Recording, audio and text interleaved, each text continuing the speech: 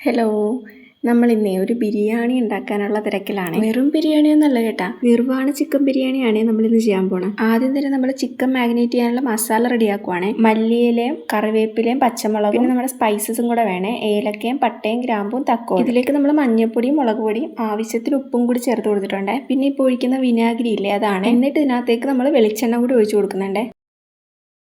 ഇതേ കണക്ക് നമ്മളൊന്ന് അരച്ചെടുത്തിട്ടുണ്ടത്. എന്നിട്ട് അത് നമ്മൾ ആ ചിക്കനിലോട്ടിട്ട് നല്ലോണം മിക്സാക്കി ഒന്ന് മൂടി മാറ്റി വെച്ചേക്കാവേ. ഇത് എത്ര നേരം വെക്കാവോ അത്രയും കൂടുതൽ നേരം വെക്കുന്നത് നല്ലത്. മസാലയൊക്കെ നല്ലോണം അതിൽ പിടിക്കുകയും ചെയ്യും, ചിക്കൻ അത്യാവശ്യം സോഫ്റ്റ് ആവുകയും ചെയ്യും. നമ്മളിവിടെ ഇപ്പോൾ ഒരു 2-3 മണിക്കൂർ വെച്ചിട്ടുണ്ടായിരുന്നേ. പിന്നെ ആദ്യം തന്നെ നമ്മൾ ഇതിനകത്ത് ഇടാനുള്ള അണ്ടിപ്പരിപ്പും മുന്തിരിയും സവോളയും കൂടെ വറുത്ത് മാറ്റി വയ്ക്കുകയാണ് ചെയ്യുന്നത്. ഇനി അതിലേക്ക് തന്നെ നമുക്ക് കുറച്ച് നെയ്യ് കൂടെ ഇട്ട് കൊടുക്കാം. അതിനകത്തോട്ട് നമ്മൾ സവോള അരച്ചതാണേ ചേർത്ത് കൊടുത്തേക്കുന്നത്. അത് നല്ലോണം ഒന്ന് വഴണ്ട് ഒരു ബ്രൗൺ കളർ ആവണേ. എന്നിട്ട് അതിനകത്തോട്ട് നമ്മൾ ആ മാഗ്നേറ്റ് ചെയ്ത് വെച്ച ചിക്കൻ ഇല്ലേ, അത് ഓരോന്നോരോന്നായിട്ട് ഇട്ട് കൊടുക്കാവേ. എന്നിട്ടത് ആ ഒനിയൻ്റെ കൂട്ടത്തിലൊന്ന് മിക്സ് ആക്കിയിട്ട് ഒന്ന് മൂടി വെച്ച് വേവിച്ചെടുക്കണം. അവിടെ റെഡി ആവുന്ന സമയത്ത് നമുക്ക് അരി വേവിച്ചെടുക്കാം.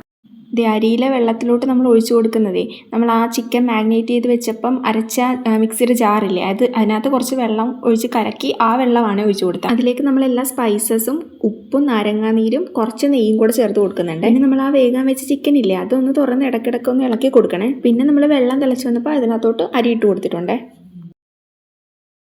അരി നല്ലോണം വെന്ത് വന്നിട്ടുണ്ട്. നമ്മുടെ ചിക്കൻ ഓൾറെഡി വെന്തപ്പോഴത്തേക്കും സ്റ്റൗ ഓഫ് ആക്കിയിട്ടുണ്ടായിരുന്നു. അരിയിലെ വെള്ളം ഊറ്റിക്കളഞ്ഞിട്ട് നമ്മൾ ആ ചോറ് ദമ്മിടാൻ വേണ്ടിയിട്ട് ആ ചിക്കനിലോട്ട് തന്നെ ഇട്ട് കൊടുക്കുവാണ്.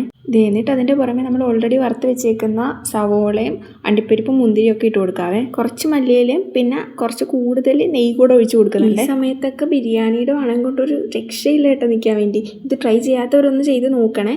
നമ്മുടെ മന്തിനേക്കാളൊക്കെ അടിപൊളിയാണ്.